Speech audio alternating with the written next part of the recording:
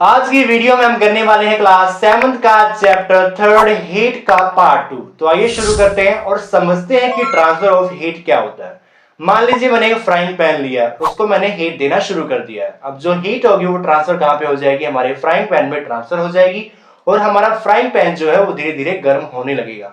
और कुछ देर बाद हमें क्या करना है, इस कैंडल को हटा देना है। अब जो फ्राइंग पैन है वह इन्वायरमेंट यानी सराउंडिंग के कॉन्टेक्ट में आके धीरे धीरे जो है ठंडा होने लगेगा। ऐसा क्यों होगा?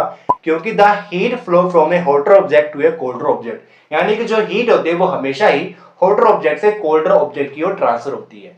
समझ में आया? नहीं समझ में आया तो आइए एक एक्टिविटी से समझते हैं। हमें क्या करना है, एक आयरन की रोड लेनी है और इसको एक एंड से हमें क्या करना है, हीट देनी है।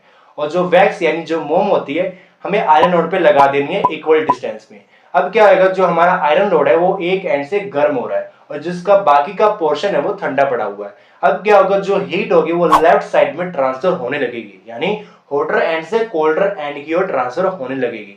और जो हमने वैक्स लगा रखी है वो धीरे धीरे गर्म होकर मेल्ट हो जाएगी और धीरे धीरे वो क्या है, गिरने लगेगी।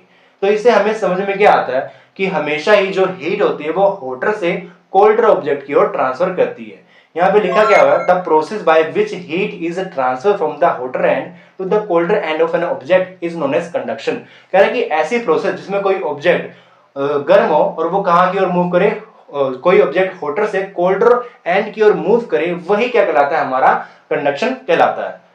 तो इस कैंडल को एक बार हटा लेते हैं ना तो हमारी स्क्रीन जो है कुछ ज्यादा ही गर्म हो जाएगी। यहाँ पे लिखा है कि the material which allow heat to pass through them easily are conductor of heat, यानी कि ऐसे मटेरियल जो हीट को पास होने दे, हीट को ट्रांसफर होने दे, वो क्या कहलाते हैं, कंडक्टर ऑफ हीट कहलाते हैं। एग्जांपल जैसे एल्यूमिनियम, आयरन एंड कॉपर, ये क्या है, गुड कंडक्टर ऑफ हीट भी हम इन्हें कह सकते हैं। वहीं दूसरी ओर the material which do not allow heat to pass through them easily are poor conductor of heat, यानी कि कुछ ऐसे मटेरियल जो हीट को पास ना होने दे, ट्रांसफर ना होने दे, वो क्या कहलाते हैं, पुअर कंडक्टर ऑफ हीट कहलाते हैं, या उन्हें हम इंसुलेटर भी कह सकते हैं। इंसुलेटर के एग्जांपल जैसे प्लास्टिक और वुड हो गया। तो प्लास्टिक और वुड में जो है हीट ट्रांसफर नहीं होती।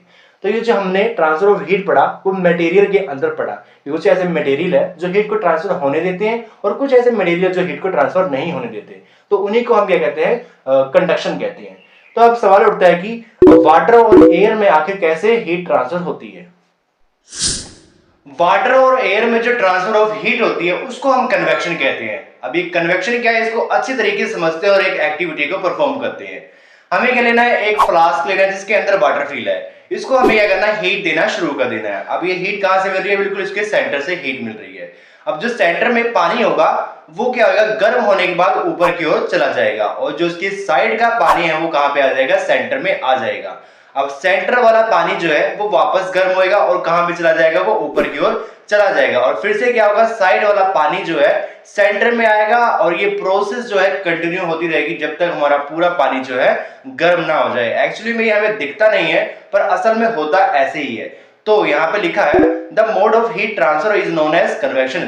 तो इसमें जो हीट ट्रांसफर हुई है उसको हम क्या कहते हैं, कन्वेक्शन कहते हैं। तो वाटर में कुछ इस तरह से क्या होता है, ट्रांसफर ऑफ हीट होता है। अब समझते हैं कि एयर में कैसा होता है। हम जब भी कैंडल जलाते हैं जो उसके आसपास की जो ऊपर की एयर होती है वो गर्म हो जाती है और गर्म होने के बाद क्या है, वो ऊपर की ओर चली जाती है। और जो बाकी एयर होती है साइड वगैरह में, वो कहां पे जाती है, कैंडल के ऊपर आ जाती है और वो एयर भी क्या होती है, गर्म होने के बाद ऊपर की ओर चली जाती है। तो एयर में कुछ इस तरह से कन्वेक्शन की प्रोसेस जो है काम करती है।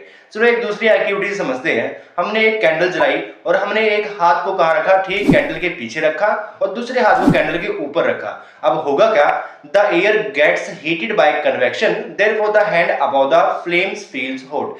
कह रहा है कि कन्वेक्शन की वजह से जो एयर है वो गर्म हो जाएगी, इसलिए जो हमारा ऊपर वाला हाथ है उसको क्या है, हॉट फील होएगा, ना कि हमारे साइड वाले हाथ को क्या होएगा, ज्यादा गर्म महसूस नहीं होएगा, क्योंकि कन्वेक्शन की प्रोसेस जो वो ऊपर की ओर काम करती है ना कि साइड की ओर में, इसलिए हमारे ऊपर वाले हाथ को क्या है, गर्माहट फील होएगी।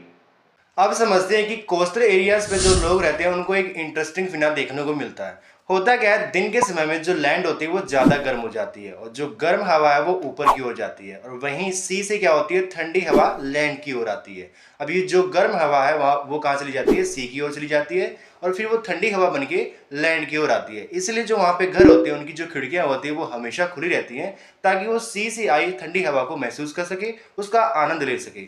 तो सी से जो लैंड की तरफ ठंडी हवा आती है उस प्रोसेस को क्या कहते हैं, सी ब्रीज कहते हैं। अब होता क्या है, रात के समय में ठीक इसका उल्टा होता है। यहाँ पे लिखा था water cools down more slowly than the land, यानी कि जो वाटर होता है वो लैंड के मुकाबले काफी देर बाद ठंडा होता है, यानी कि जो गर्म हवा है अब लैंड की ओर जाती है और लैंड से जो ठंडी हवा है सी की ओर आती है। तो इस प्रोसेस को क्या कहते हैं, लैंड ब्रीज कहते हैं।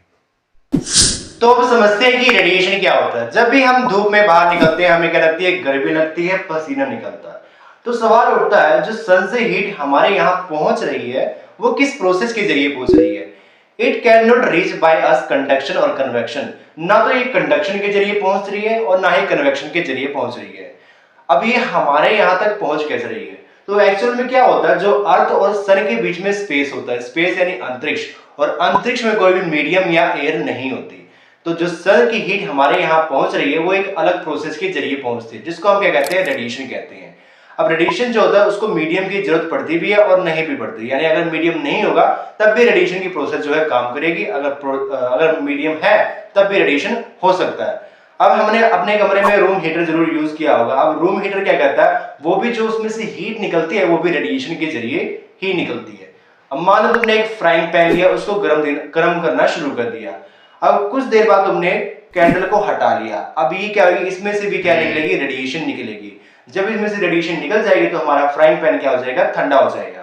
तो कहने का मतलब है all hot body radiates heat, जितने भी गर्म चीजें होती हैं वो रेडिएट करती हैं। अब एक्चुअल में होता क्या उसको समझते हैं। जब भी हम किसी चीज को गर्म करते हैं ना, उसमें कुछ पार्ट जो होता है वो क्या होता है, रिफ्लेक्ट हो जाता है, और कुछ पार्ट जो होता है वो अब्सॉर्ब हो जाता है। अब जो पार्ट अब्सॉर्ब होता है, तो यहाँ पे लिखा भी गया है the temperature of the object increase due to the absorb part of the heat, यानी कि जो हमने हीट दी है और हीट देने के बाद जो पार्ट अब्सॉर्ब हुआ है उसी कारण क्या होता है, वो चीज का टेम्परेचर बढ़ता है, वो चीज गर्म होती है। तो इस प्रकार से हमने समझा कि रेडिएशन की कहानी आखिर में क्या है। तो अब समझते हैं कि kind of cloth we wear in summer and winter, यानी कि हमें गर्मियों और सर्दियों में किस तरह के कपड़े पहनने चाहिए। तो इसको समझने के लिए एक एक्टिविटी करते हैं। हमें क्या करना है, एक बाउल लेना है जिसको हमें क्या करना है, डार्क कलर का कोई पेंट कर देना है। जैसे मैंने इसको कर दिया, ब्लैक पेंट कर दिया, और इसके अंदर हमें क्या करना है, टैप वाटर को डाल देना है। और सेम साइज का हमें एक और कंटेनर लेना है जिसको हमें कुछ लाइट कलर का क्या करना है, पेंट करना है। तो मैंने इसको व्हाइट कलर पेंट कर दिया, और इसमें क्या करना है, हमें सेम अमाउंट का पानी जो है इसमें डाल देना है, और हमें इस दोनों को ढक काम रखना है, धूप में डाल देना है। उसके बाद हम लगभग मान लो तुमने 1 घंटे के लिए इसको क्या करना, धूप में रख दिया। अब 1 घंटे बाद जब हम आएंगे तो हमें देखना ये है कि दोनों बाउलों से किसका पानी जो है ज्यादा गर्म हुआ है। जब ये एक्टिविटी को हम करेंगे तो हमें पता चलेगा जो ब्लैक वाला बाउल है उसका पानी जो है ज्यादा गर्म हुआ है। अब हमें क्या करना है, सेम एक्टिविटी को वापस करना है पर अलग तरीके से करना है। हमें दोनों कंटेनर सेम वही लेने हैं। इसके अंदर हमें क्या क्या पानी फिल करना है। जो पानी फिल करेंगे वो अब की बार हमें क्या करना है, गर्म फिल करना है। लगभग मान लो 60 डिग्री तक हमने क्या करा, इसको गर्म पानी को डाल दिया। अब हमें क्या करना है, दोनों कंटेनर को ले जाकर के हमें क्या रखना है, किसी रूम में रख देना जहां पे धूप ना पड़ती हो। लगभग मान लो तुमने 1 घंटे के लिए रख दिया या आधे घंटे के लिए रख दिया। जब तुम वापस आओगे तुम्हें देखना ये है कि दोनों कंटेनर में से कौन सा पानी जो है वो ज्यादा ठंडा हुआ है। जब तुम एक्टिविटी ये करोगे तुम्हें पता चलेगा जो व्हाइट वाला बाउल है उसका पानी जो है जल्दी ठंडा हुआ है। तो इस एक्टिविटी से कहने का मतलब ये है, अगर हम गर्मियों में ब्लैक कपड़े पहनेंगे तो हमें ज्यादा गर्मी लगेगी, और वहीं अगर हम सर्दियों में व्हाइट कलर यानी लाइट कलर के कपड़े पहनेंगे तो हमें क्या होगी, सर्दी ज्यादा लगेगी। इसलिए जो लाइट कलर के कपड़े होते हैं वो हम जनरली पहनते हैं समर्स में पहनते हैं, और जो डार्क कलर के कपड़े होते हैं वो जनरली हम कम पहनते हैं, विंटर्स में पहनते हैं। तो बढ़ते हैं हम अपने लास्ट टॉपिक की ओर, जो कि है woollen cloth keep us warm in winter, यानी कि विंटर में हम वूलन क्लॉथ पहनते हैं। उससे क्या होता है, हमें गर्मी महसूस होती है, क्योंकि जो वूल होते हैं वो क्या होते हैं, पुअर कंडक्टर ऑफ हीट होते हैं। यहाँ पर लिखा है कि moreover there is a air trap in between the wool fibre, यानी कि जो वूलन क्लॉथ हम पहनेंगे उसमें क्या होगी, एयर ट्रैप हो जाएगी। एयर ट्रैप कहने का मतलब है जो बाहर की एयर है वो अंदर नहीं आएगी कपड़ों के, और जो कपड़ों की हमारे शरीर की गर्माहट है वो बाहर नहीं जाएगी। तो यहाँ पे लिखा है the air prevent the flow of heat from our body the cold surrounding so we feel warm.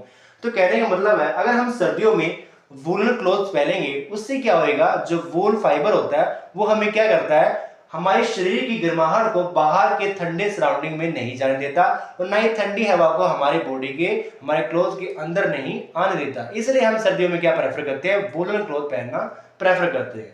तो फाइनली हमारा चैप्टर यहाँ पे खत्म होता है। Thank you for watching.